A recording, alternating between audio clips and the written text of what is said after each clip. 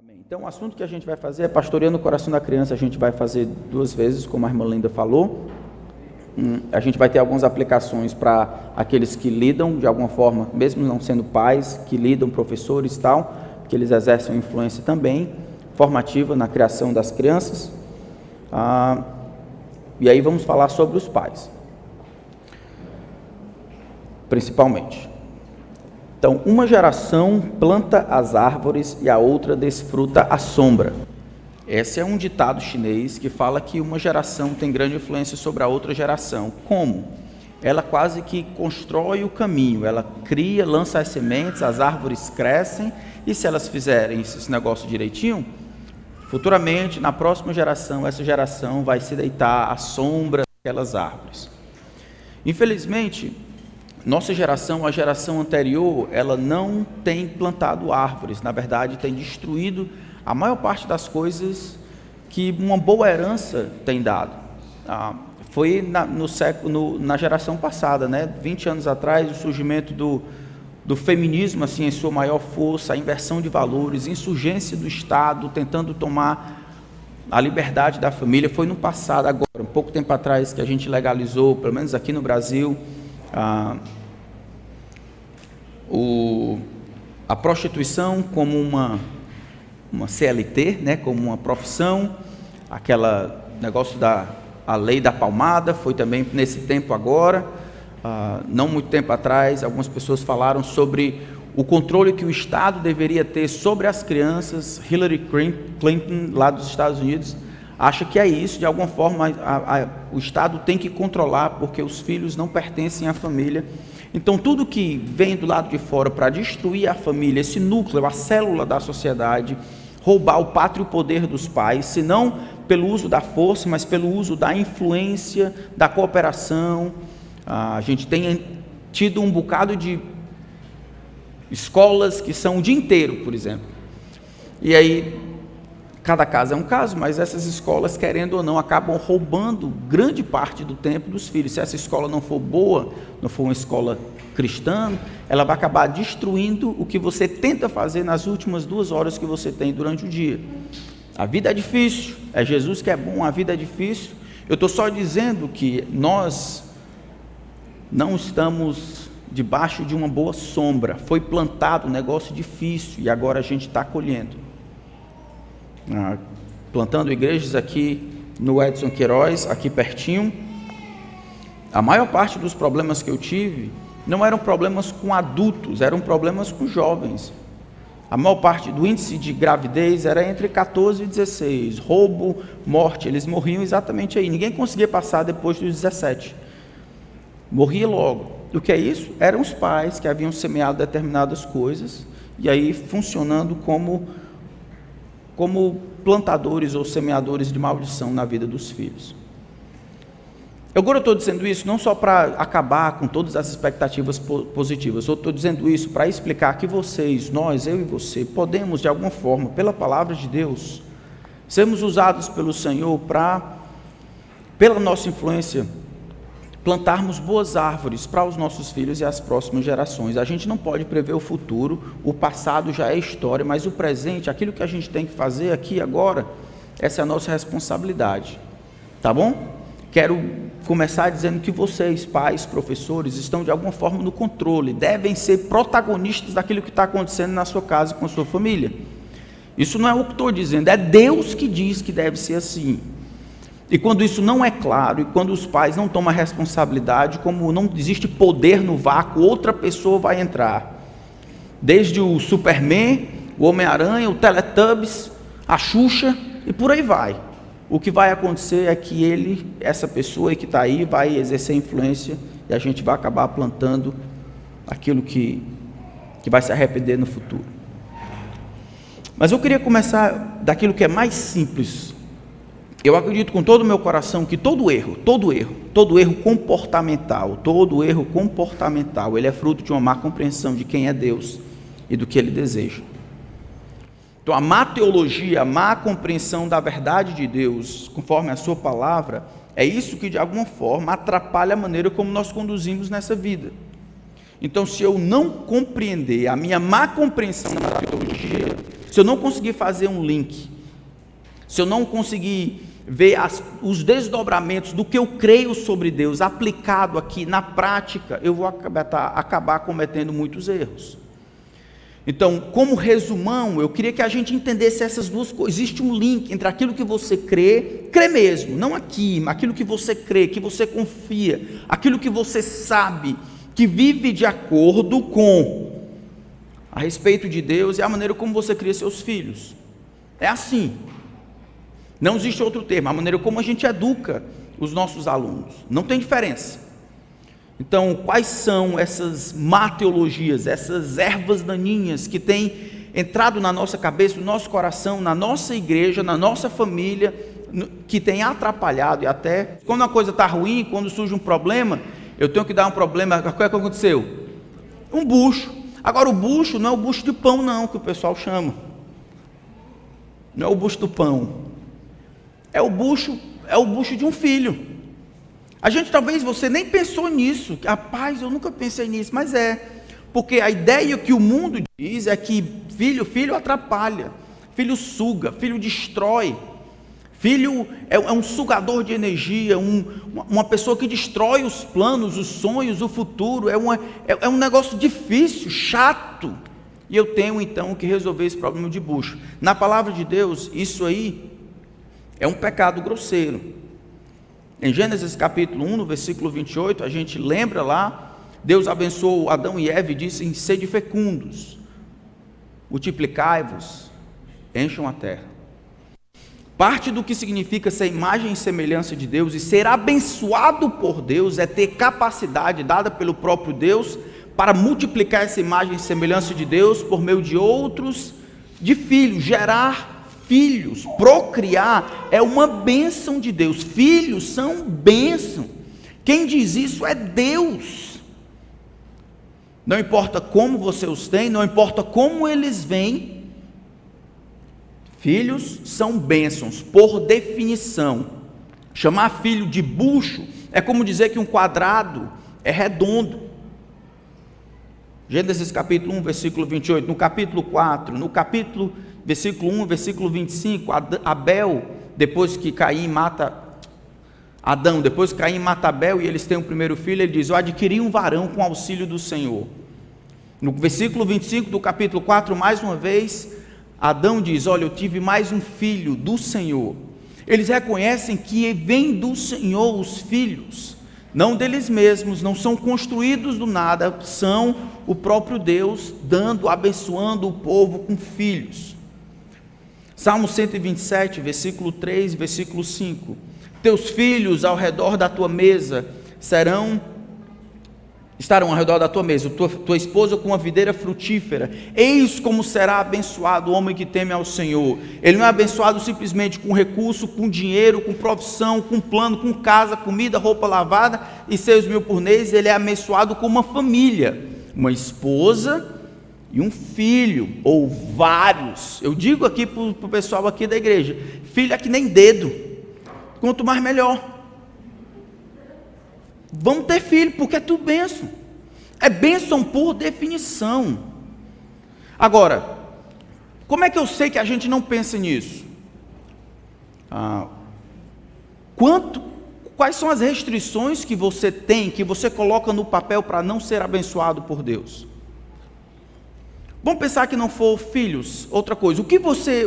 Quais são as restrições que você colocaria para Deus para não ser abençoado com uma boa saúde? Senhor, não quero essa bênção agora, porque eu preciso que isso aqui aconteça, que isso aqui aconteça, que isso aqui aconteça. Aí depois que isso aqui tudo acontecer, então eu queria que o Senhor me abençoasse. A gente não pensa nessas restrições em outras áreas, mas filhos, a gente coloca muitas restrições. Eu tenho que ter isso, eu tenho que ter aquilo, se eu tiver aquilo ali, o menino vai morrer, depois o outro vai matar, o outro não sei o quê, eu preciso comprar isso aqui, do contrário eu vou ter isso aqui. Isso tudo é mundano. Filhos são bênçãos. Quem disse? Deus, o seu Criador. E eles devem receber. Não estou dizendo que você não pode planejar, mas dentro desse planejamento você tem que estabelecer que filhos são bênçãos, porque quem diz é Deus. E como você não faz restrição para receber bênção de outros lados, não deveria fazer restrição de receber de Deus a bênção de ser pai, de ser mãe, várias vezes. Então, filhos, essa é uma teologia errada. Filhos são bênção, não são bucho. Segundo, criar filhos é uma alegria, não um fardo. Criar filhos é um ministério que a gente vai fazer por um período de tempo da nossa vida. E como tudo, a gente tem que entender que vem da mão de Deus, que é uma bênção, com contentamento, fazer bem para a glória do Senhor. É uma alegria, não um fardo. Você considera os seus filhos uma bênção? Considera, né? É chato criá-los? Às vezes. Podem dizer a verdade. Às vezes é chato. Às vezes é difícil. Isso não pode, no entanto, mudar a maneira como Deus descreve a criação de filhos. A criação de filhos deve ser uma alegria. No Salmo 27, a maneira como ele descreve os filhos promissores, é fabuloso. Ele diz: feliz aquele que enche a sua aljava deles, né? Lembra? Ele não será envergonhado quando precisar confrontar com o inimigo na porta da cidade. Muita gente pode se levantar e dizer: ei, meu pai, ó, minha mãe, nesse tipo de pessoa não. A gente dá um bom testemunho a respeito dele. A ideia de uma flecha é que os filhos, se bem treinados, eles podem funcionar como uma ferramenta de ataque à distância. Eles podem ir além do que eu fui, para longe. Podem ser uma bênção para muitas pessoas, eu compreendendo. Agora, se for sacal, se for chato, braçal, se eu for entender como perca de tempo, investir, passar tempo, instruir, aconselhar, impulsionar, os meninos vão ser que nem aqueles filmes que a pessoa atira e a bala cai aqui. Vai bater catolé. Mas a ideia lá é que filhos são filhos promissores, os filhos vão além. Essa é a pintura que aparece no Salmo 127. Criar filhos é uma alegria, não um fardo. Terceiro, e esse é um dos mais importantes, o mundo tem se enchido de especialistas em criação de filhos. Tem receita para criar o filho nessa direção, naquela direção, receita, tem guru de tudo, como tirar a fralda dos seus filhos em 3 semanas, como um recém-nascido pode pedir para usar o banheiro em linguagem de sinais. Eu já vi isso, eu acredito, não é que eu ouvi falar não, eu já ouvi isso. E talvez essas coisas sejam até interessantes, principalmente o preço da fralda subindo, você tirar a fralda, né? Estou certo? Eu cresci na época que uma das maneiras que o mundo dizia que a gente estava na hora de ter outro filho era, o menino já tinha saído da fralda. Era tão caro, fralda descartável, que não, está na hora, porque o menino já deixou de usar a fralda, a gente pode já investir no outro. Mudando, né? Tem guru dizendo tudo. E aí a criação de filhos é quase um campo minado. Se você não fizer isso, o menino não vai dar certo. Se você não fizer isso aqui, o menino não vai dar certo. Fizer isso aqui vai criar um psicopata. E aí é um negócio tão doido que você se perde nisso tudo. De acordo com a palavra de Deus, a nossa responsabilidade como professores, como influenciadores da próxima geração, é simples. O sucesso é medido não pela resposta que o menino dá, mas pela fidelidade com que você lidou com aquilo. É mais o que você faz, é mais o que você ajuda. O sucesso na criação dos filhos é medido pelo que nós fazemos, ao invés do que os filhos fazem. Eu sei que isso é meio complicado, mas a gente precisa entender dessa maneira. Normalmente nós julgamos os outros, bons pais, pelos filhos, estou certo? Né? É assim que a gente faz. O pai com certeza fez um bom trabalho, porque o filho fez um bom trabalho. Abram em Isaías capítulo 1, verso 2. Escutem, ó céus, e ouça, ó terra, porque o Senhor é quem fala. Criei filhos e os fiz crescer, mas eles se revoltaram contra mim. O boi conhece o seu dono e o jumento, o lugar onde lhe dão comida, mas Israel não tem conhecimento, o meu povo não entende. O Senhor Deus, ele está falando do seu relacionamento com Israel com duas comparações. A primeira é ele como pai e criador, e a segunda é ele como alguém que trabalha com animal, certo? Ele diz: eu criei filhos e os fiz crescer, isso é, eu gerei esses filhos e eu nutri esses filhos para que os filhos crescessem. Mas eles o quê? Se revoltaram contra mim. Deus foi um pai ruim? Eita, eu esperava uma resposta assim mais robusta. Deus foi um pai ruim? Não.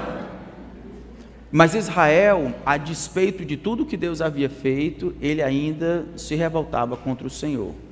Se eu medir o sucesso de uma paternidade, de uma maternidade, de um bom professor educador, simplesmente com base no sucesso, no comportamento ou na criação bem-sucedida aqui, no final, então eu vou perder de vista que alguns pais são muito fiéis, mas os filhos continuam rebeldes. Estão entendendo? Então é muito melhor que nós foquemos nossa atenção no que eu faço, na minha fidelidade, confiança no Senhor, na atividade constante de fazer o bem àqueles que estão debaixo da minha influência, do que naquilo que acontece do lado de lá, porque algumas vezes, a despeito de tudo que eu faça, vai dar errado, e a despeito de não ser muito fiel, vai dar certo. Eu já vi dos dois modelos, mas se eu avaliar somente por ali, eu posso ser complacente se Deus tiver graça sobre a minha vida e o menino funcionar mesmo quando eu sou errado, porque eu estou medindo do lado oposto, não comigo, mas nele. Nós devemos ser fiéis. Então o sucesso na criação dos nossos filhos é medido pelo que nós fazemos ao invés do que os filhos fazem. Isso aqui está claro? Isso aqui está claro? Isso aqui vai no oposto do que o mundo tem a dizer. O menino está se fazendo mau comportamento, está se comportando mal na hora do culto. Vocês acham que eu penso em quem? No menino ou em vocês? Hã? Nos dois. Nos dois. Eu penso nos dois. Pode fazer pergunta? Pode? Pode. Tem que pegar o poder. Está ali, na Bruna. Quem? Entrega ali.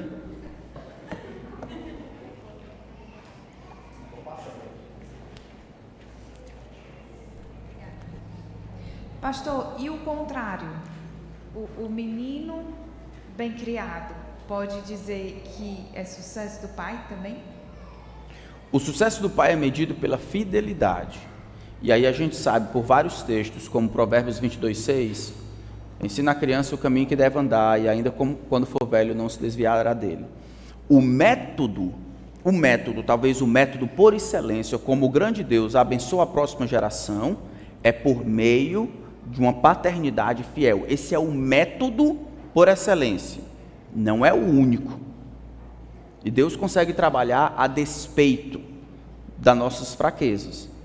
Mas eu acho que a gente pode fazer isso, não porque funcionou, simplesmente, mas porque eu fiz a minha parte, e Deus, por sua graça, utilizou a minha fidelidade para produzir vida. Está entendendo? Está entendendo mesmo? Então, o sucesso é medido por aquilo que vocês fazem.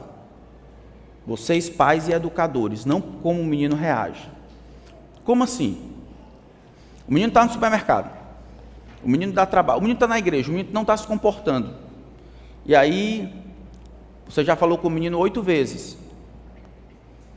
Aí isso termina aqui, aí vem falar comigo: pastor, ore pelo meu filho. Ele não obedece. Falei com ele 8 vezes, o menino não obedece. Aí eu vou dizer o que para você? Eu estou orando por ti, para tu assumir a responsabilidade e fazer o menino obedecer enquanto dá tempo. Estão entendendo? Se ele tivesse talvez corrigido e disciplinado no primeiro momento, não precisaria do segundo ou no terceiro. Naquela situação, eu olho a fidelidade do pai mais do que a disposição do filho de não obedecer. O menino não vai obedecer. A gente vai ver mais na frente. Eles foram criados assim, nasceram assim, melhor dizendo. Então aqui está claro? O sucesso na criação dos filhos é medido pelo que nós fazemos, ao invés do que o que os filhos fazem. Vai dar certo, não muda nada. Não muda absolutamente nada.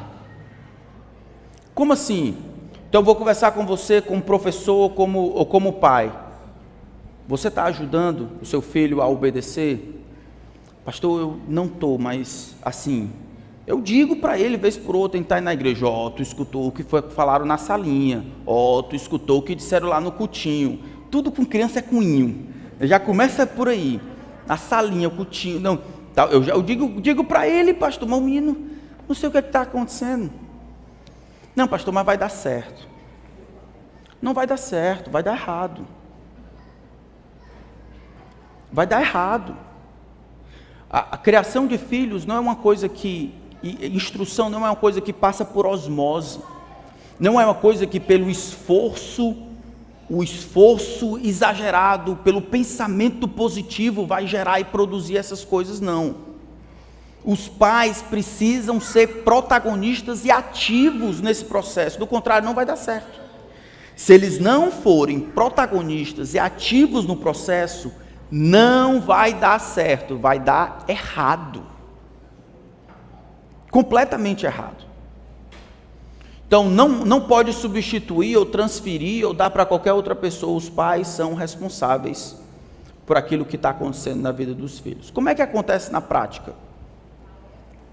Então, uma vez a gente estava trabalhando na plantação de uma igreja e tinha um senhor lá. Eu vou tentar dar o máximo de ilustrações reais para vocês entenderem como funciona. Esse senhor, ele casou um pouco mais velho, teve um filho, funcionava quase como se fosse avô.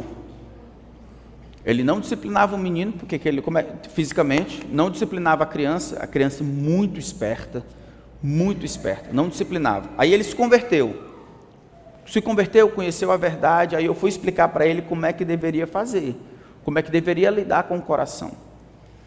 E aí ele começou a fazer, a menina começou a se comportar, ele disse, pastor, esse negócio é de Deus, eu disse, é de Deus. Aí eu fui visitá-lo, aí eu perguntei para ela, mocinha, ela tinha 5 anos, mocinha, como é que você está? Você está indo bem? Ela disse, pastor, estou sendo disciplinada todos os dias, graças a Deus. Ela entendeu que o pai, estou apanhando todos os dias, graças a Deus.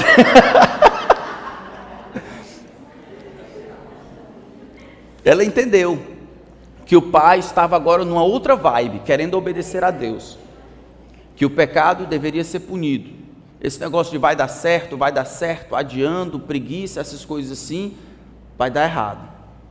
A gente vê isso em tudo que é canto, irmãos. Às vezes os professores, eles simplesmente deixam para lá as coisas, estão cansados ou deixam para lá uma conversa boa que pode ter com as crianças, porque estão com preguiça, porque querem conversar na praça, querem fazer outra coisa. O pai chega, o pai não quer conversar, a mãe não quer educar, instruir. É muito mais fácil acabar com o problema e tratar o comportamento do que ajudar no coração. Todas essas coisas, essa passividade masculina, principalmente essa preguiça, isso vai cobrar no futuro. A lei da semeadura funciona para isso também. Semeamos irresponsabilidade, preguiça, falta de amor para com os nossos filhos, e é isso que nós vamos colher mais para frente. Vai dar certo, não muda nada. Qual deve ser a influência formativa essencial na vida dos nossos filhos? Qual? Internet? O mundo bita?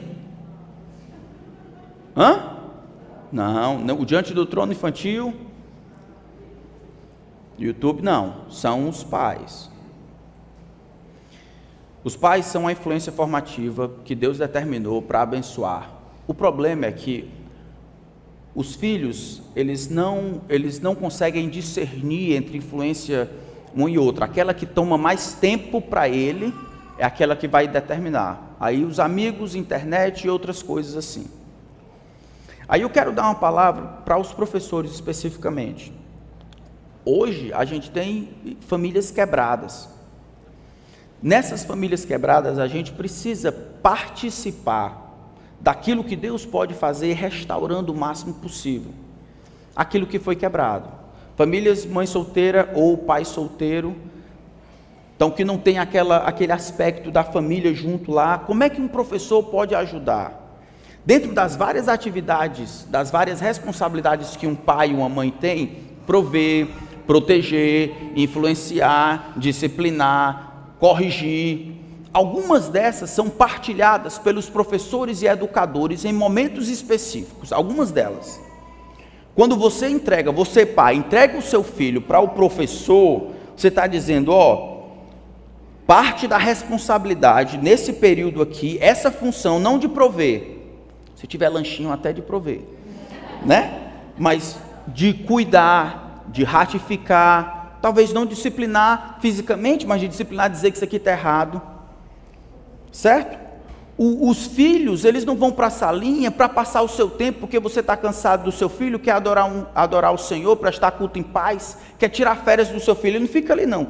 Os nossos professores, eles vão estudar, para instruir, para não destruir o que você está tentando construir. Então os professores funcionam como pais, pelo menos em parte, tomando para si algumas dessas responsabilidades que Deus estabeleceu para os pais. Eles pegam para si, os pais dão voluntariamente e eles tentam confirmar. Se a gente não entender essa parceria, os pais vão sempre ficar chateados com os professores, quando os professores reclamam do menino, né? Meu filho não faz isso. Meu filho nunca faz isso em casa. Meu? Tem certeza? Não pode ser isso.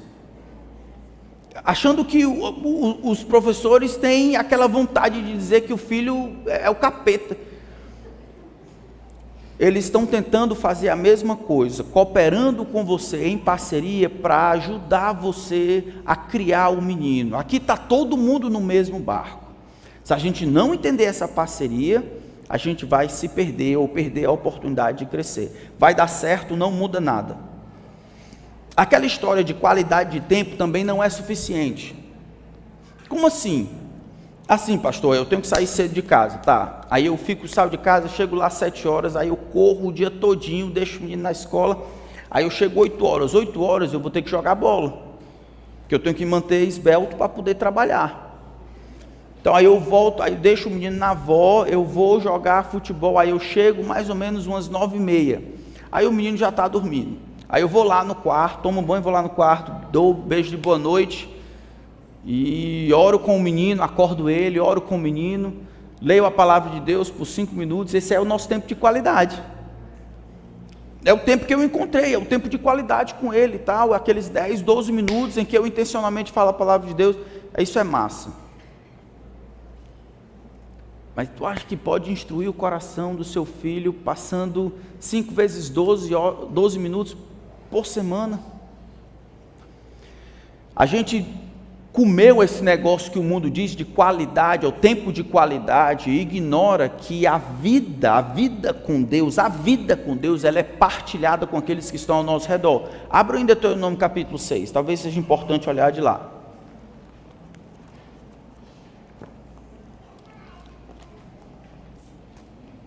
Deuteronômio capítulo 6.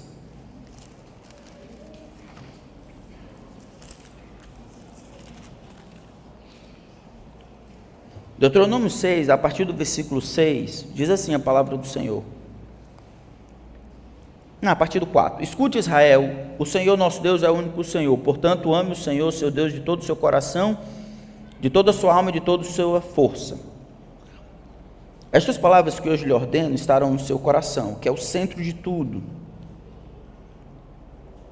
Agora, como é que eu vou colocar essas palavras que foram ditas para descer no coração? Você as inculcará a seus filhos. Como, Moisés? Delas falarás quando estiver sentado em sua casa, andando pelo caminho, ao deitar-se e ao levantar-se. Também deve amarrá-las como sinal na sua mão, e elas serão por frontal entre os seus olhos, e você as escreverá nos umbrais de sua casa e nas suas portas. Em outras palavras, esta palavra aqui, de amar o Senhor com todo o teu coração, alma e entendimento, ela tem que estar na cara de vocês, na vida de vocês todo o tempo. Não é só no carro quando vai para a igreja, não é só durante o tempo de domingo na salinha, não é uma coisa religiosa de final de semana. Enquanto você cuida da grama, se tiver grama, enquanto você capina, se tiver capina, enquanto você separa o feijão, se tiver feijão, enquanto você joga bola. Agora isso vai exigir dos pais estarem lá. O que Deus quer que eu faça agora? Quer que eu instrua meu filho como? Eu não faço a menor ideia.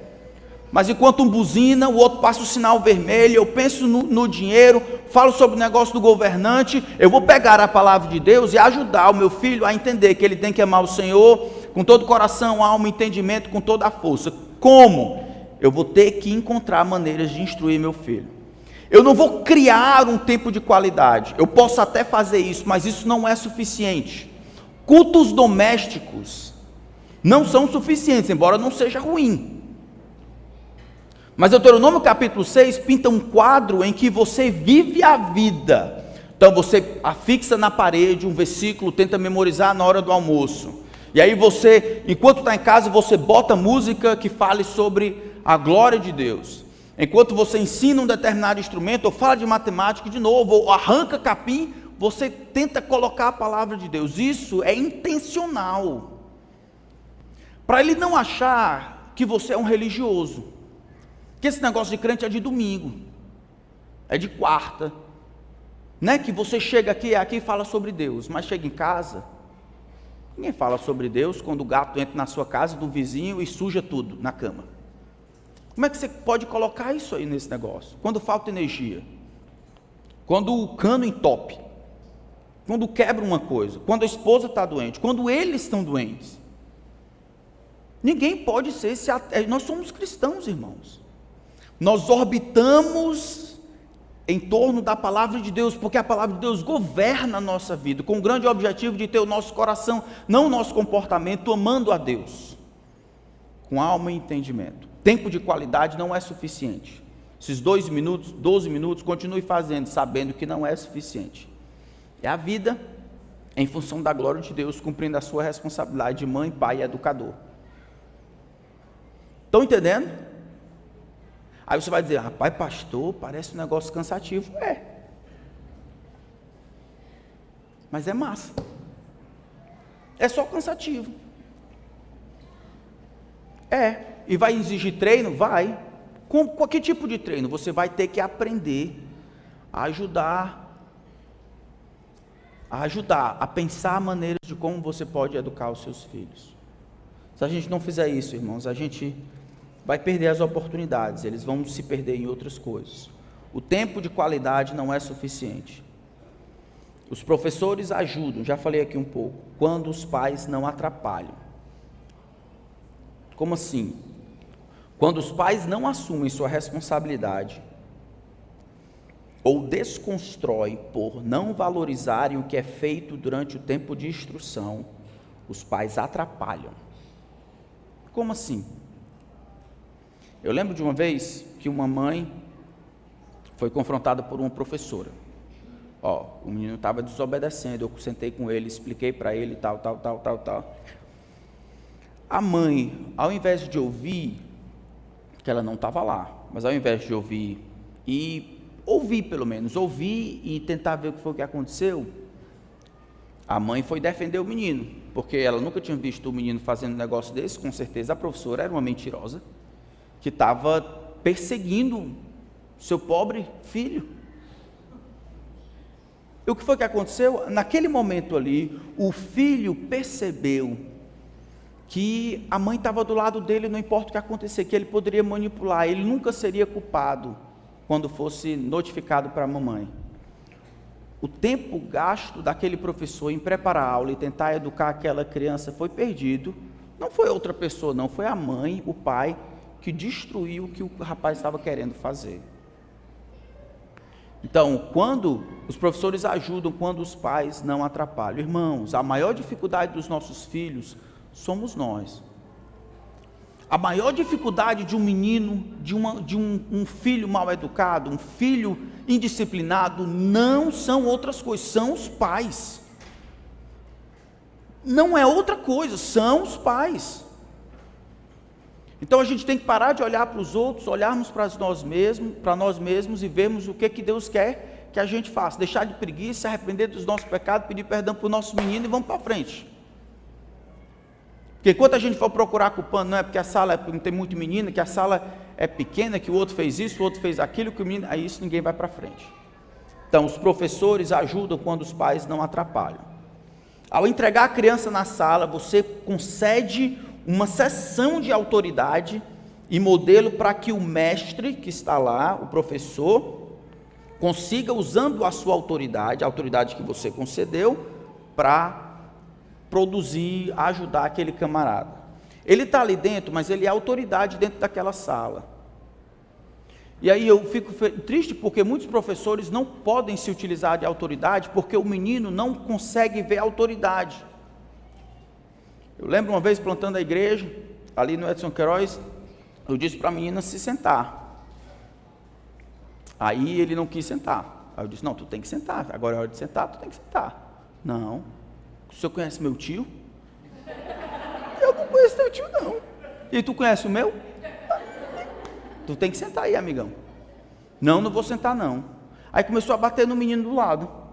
Aí eu peguei ele, botei ele aqui na cabeça, eu botei ele lá fora. Hoje tu não entra mais não, amanhã tu volta. Aí ele diz, ó, o tio. Aí eu disse, eu vou falar com o meu tio para ele dar um tiro na tua cara. Ó, se o teu tio tiver entre 12 a 19, ele pode vir para a EBD, ele pode vir para a EBF, não tem problema nenhum não. Ele entra aqui e fica tranquilo. Aí voltou outro dia, não voltou com o tio, voltou com a mãe. Aí a mãe disse assim, você que botou o meu filho para fora? Foi. Foi mesmo? Foi. Aí ela deu um tabefe no menino assim, respeita o tio, rapaz. Que conversa feia é essa? O que ela entendeu? Talvez pela primeira vez na vida, o filho não manipulou a situação por causa do tio que era traficante e ia dar o tiro nos outros. Ela entendeu, mesmo chateada, ela entendeu que a autoridade era uma coisa boa, que o problema do filho dela era a falta de autoridade. Falta de autoridade. Então os professores que estão lá, vocês, nós pais, nós concedemos essa autoridade para que ele cuide da casa, para que ele cuide da sala lá. Se você não assume essa autoridade, vai ter mais dificuldade lá, porque essa autoridade tem que ser transferida. Filho, você tem que obedecer o tio. Papai confia no tio, você vai obedecer o tio. Você entendeu? Desobedecer o tio significa desobedecer o papai, que significa desobedecer a Deus. Você está entendendo? Por isso que se você desobedecer o tio, vai ser disciplinado. Porque está desobedecendo o papai e está desobedecendo a Deus, que mandou você me obedecer, que eu estou mandando você obedecer ele. Você entendeu? Estão entendendo? Vocês entenderam? É assim. É uma questão de transferência. A autoridade está em Deus. A gente ri, mas é isso. O menino, quando desobedece lá na sala, não é com a questão do tio, não é porque o tio é fraco, não é porque o tio não tem filho, não sabe como é que se comporta, é porque o menino é ruim. Ele é pecador e não gosta de autoridade. Ele aparece lá, ele aparece com você, pode entrar. E ele aparece, e o problema dele é com Deus. Ele desobedece a Deus, que mandou ele obedecer o pai, e desobedece o tio, que mandou, ou que foi mandado pelo filho. É aquele negócio, vocês entenderam? Vixe. Até aqui, estão entendendo? Estão entendendo mesmo? Não sei o que aconteceu aqui não. Então a gente está vendo que a má teologia, ou pensar errado a respeito de Deus, produz resultados. Qual foi a primeira má teologia que a gente viu?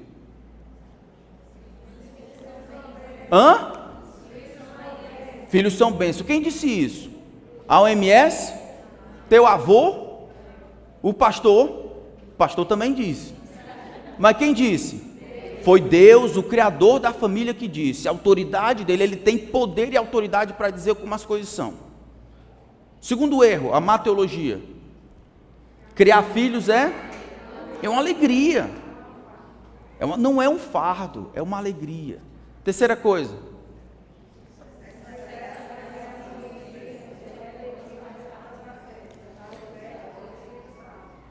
De todas as verdades, talvez essa seja aquela que precise mais ser incontida.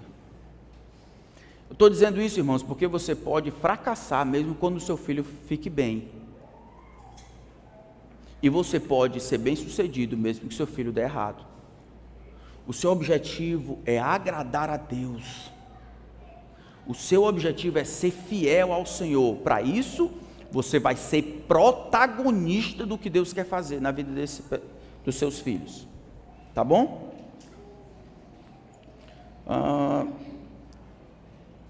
Então, eu acho que já deu tempo aqui, né? 6 horas. Já deu tempo? É isso? Alguma pergunta? Pois não. Eu sou filha de uma família totalmente estruturada. E, para a glória de Deus, eu fui salva. E eu não quis transferir a educação que eu tive para os meus filhos. Certo. Eu quis ser fiel a Deus e à palavra. E a minha filha mais velha, que já ouviu o evangelho já na adolescência, ela se desviou da fé. Já na juventude, ela já com 18 anos de idade. E eu sofri muito, tive algumas DRs com Deus, até chegar num ponto de ser grata a Deus, porque eu nunca fui tão fiel à palavra de mostrar Cristo na minha vida como a ela, porque eu queria evangelizar a minha filha descrente todos os dias. Amém. E os meus filhos pequenos veem isso. A gente orar pela salvação dela todos os dias e chorar por ela ser uma perdida. Isso aí tem valor diante de Deus. Pronto. É isso que Deus quer. Olha, ele diz em 1 Coríntios 7, como é que você sabe que vai salvar seu marido? Ou como é que você sabe que vai salvar sua esposa? Ele não vai salvar ninguém. O que Deus quer é que a gente seja fiel. Cadê o Johnny? Johnny, meu filho. Às vezes não dá certo nem quando chega na fase adulta. Ó.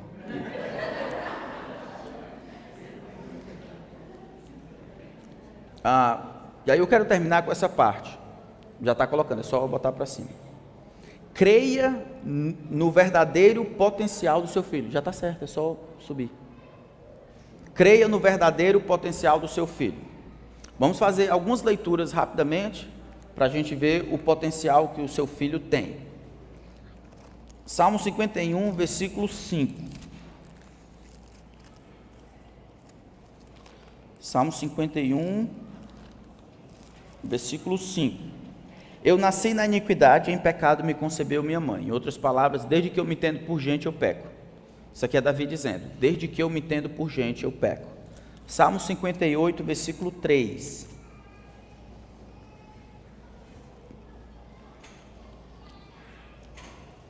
Os ímpios se desviam desde a sua concepção, nascem e já se desencaminham proferindo mentiras. Romanos capítulo 3, versículo 10.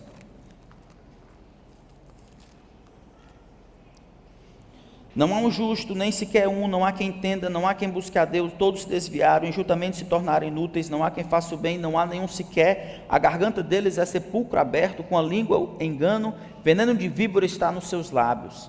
A boca eles a têm cheia de maldição e de amargura, os seus pés são velozes para derramar sangue, dos seus caminhos a destruição e miséria, eles não conhecem o caminho da paz, não há temor de Deus diante dos seus olhos. A gente não gosta de pensar sobre isso, mas é assim que a Bíblia fala a respeito de quem nós somos. Provérbios 22, 15 diz, a estutice, a tolice, está ligada aonde? Ao coração da criança, é a vara do amor, a vara da disciplina que afastará dela. A estutice está ligada ao coração da criança. Então, embora a gente ignore, esse é o retrato que Deus fala para os nossos filhos. É má teologia quando a gente acha que o potencial do nosso filho é para o bem. que dentro dele tem uma chama divina, alguma coisa boa, que o negócio vai dar certo, um potencial para o bem. Isso muda tudo. O potencial, o verdadeiro potencial do seu filho é para pecar, e pecar bem, pecar muito, encontrar maneiras as mais variadas possíveis de pecar. Isso é o que Deus diz. O problema, então, não é uma questão de comportamento, o problema é uma questão de coração. Provérbios 4:23 vai dizer: sobre tudo que se deve guardar, guarda o teu coração, porque dele procedem as fontes da vida. Se ele está contaminado, tudo vai se acabar. Marcos capítulo 7, Jesus diz: o que contamina um homem não é o que entra, é o que sai, porque o que sai vem da onde? Do coração. Aí ele diz: prostituição, inveja, lascívia, adultério, imoralidade, assassinato, tudo vem do coração. Já viu inveja na sua família, no seu filho? Quando eu saio com a minha esposa, sozinho, eu tenho uma outra mulher em casa, e ela diz: papai, o senhor já saiu com a mamãe 3 vezes sozinho, o senhor vai sair comigo quando? Papai, o senhor só leva ela para sair? O senhor não vai me levar não para sair? Por que o senhor não vai me levar para sair? O que é isso? É inveja. Isso é inveja. Eu já vi o menino caminhando, receber um presente, e aí chega um outro e diz assim: olha, você tem que compartilhar o seu presente. Jesus disse, tudo quanto quereis que os homens vos façam, fazei vós também a eles. É a lei e o profeta, você tem que dividir. O pai que acha que a questão é só comportamento, olha lá de fora e diz assim: que menino inteligente, usando a palavra de Deus para manipular e ter o que quer. Filho de Satanás. Foi o que Satanás fez em Mateus capítulo 4. Manipulando, usando a palavra de Deus para conseguir o que queria na vida de Jesus. Nossos filhos fazem isso. Nossos filhos fazem isso. Eles têm condições de fazer isso, são lindos, mas eles manipulam. Agostinho dizia que a primeira vez que ele teve consciência do seu pecado, ele não conseguia falar, mas ele queria que todo mundo ao redor dele o servisse. E quando não serviam, não estavam com ele, não mimavam, não bajulavam, não estavam ali a seu dispor, ele fazia-os pagar chorando. Ele abria o berreiro para dizer: vocês, escravos, me sirvam. A gente vê manipulação, irmãos. O meu mais velho hoje, dos homens, tem 14. Mas quando ele tinha pouco mais de um mês, ele chorava de noite. Então, às vezes tinha cólica, nosso primeiro filho. Então ia lá, Luftal, aquela história, bota aqui para rotar, mamar e tal, tudo. Olha a fralda, tá tranquilo, berço, muriçoca, tudo, ventilador, tá beleza? Não é assim? A gente olha tudo, tá beleza. Deitava na cama, aí você voltava, fazia a mesma coisa, tal, arrotar, Luftal, muriçoca, tá. Depois da terceira vez, botava no braço e ele ficava bem, botava no berço, o bicho tem espinho aqui dentro. Olhava, ver se tinha formiga, alguma coisa, nada. Então, baixei a fralda dele, dei 2 palmadas, com 2 dedos. Você vai dormir. 2 dedos, você vai dormir. Foi a última vez que ele acordou de noite. Ele dormiu. Aí você vai dizer: isso é crueldade. Não, eu conheço meu filho. Como assim que você conhece o menino que tinha 1 mês? O menino é pecador. Quem disse? Deus. Esse é o momento em que a teologia, a palavra de Deus, informa a maneira como eu respondo. É porque você não tem coração. Eu tenho coração. Provérbios capítulo 13, olhem lá.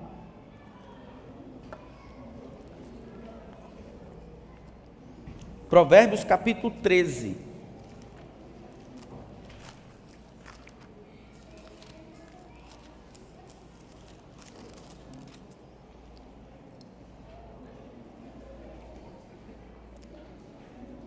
Olha que texto da palavra de Deus estarrecedor. Verso 24: o que retém a vara é o quê? Odeia seu filho. Quem o ama Este disciplina desde cedo. Este começa quando? Cedo. O que você quer, mãe e pai, é criar na cabeça do seu filho uma equação do sucesso. Qual é a equação? Quem desobedece sempre perde. A única coisa que ganha é dor. Linkar na cabeça do seu filho que desobediência não a você, ao que você gosta, às suas opiniões, mas a Deus. Desobediência a Deus só traz um resultado: é morte, é dor, é miséria, é maldição, é desgraça. Eu levo isso a sério. Se o meu filho achar por um momento que ele pode ganhar desobedecendo a Deus, eu falhei.